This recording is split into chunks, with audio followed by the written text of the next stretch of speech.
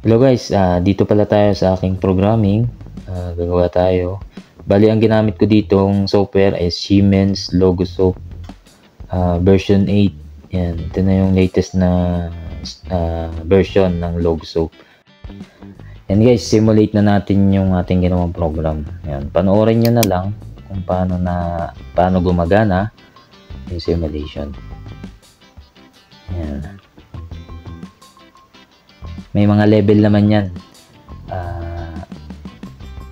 Emergency stop, start, automatic, sensor, meron ng mga level. Kung roll up, yan. Dito, yung out nito, ay kailangan pa rin natin na inverter to. Dun sa out nung ating PLC output. Ang labas naman ng output ng ating PLC, o Q1, Q2, papunta ng inverter yon.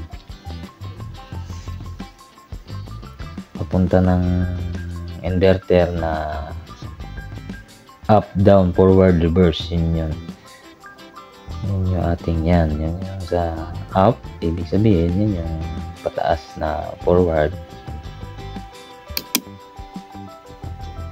Ayan, nakasense na siya ng yung limit switch, kaya i-off niya na yung Q1, yung up. Yan, tapos pag wala nang dumadaan, matagal na wala dumadaan, magka-count yung timer, bababa yung roll up. Yan, nagka-count pa yung timer. Yun, bumaba na yung Q2. Yan.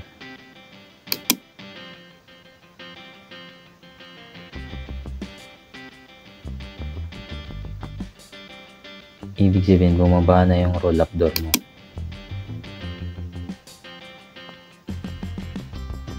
Yun, pagbaba nun, yung limit switch naman, yun yung limit switch nandoon para itigil yung motor mo. Safety yun. Kaya nga may limit switch ka para i-off yung motor mo pag na-sense na yun.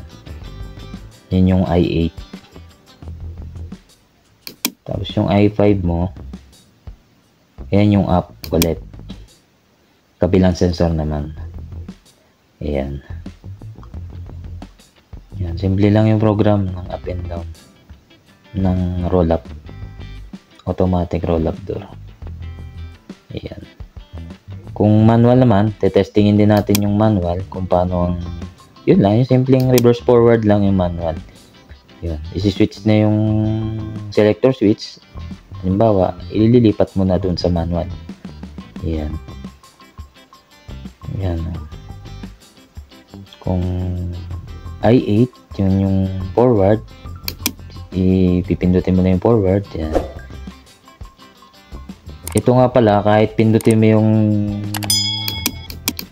reverse, hindi yan mag-short kasi may safety yan. Yan. Kahit anong gawin kong on dun sa reverse, hindi siya mag-short. Yun, kabila naman, yung reverse naman, testingin sa forward, hindi rin. Yan, sana marami kayong natutunan sa aking program. Magagawa nyo to pag may software kayo. Maraming salamat.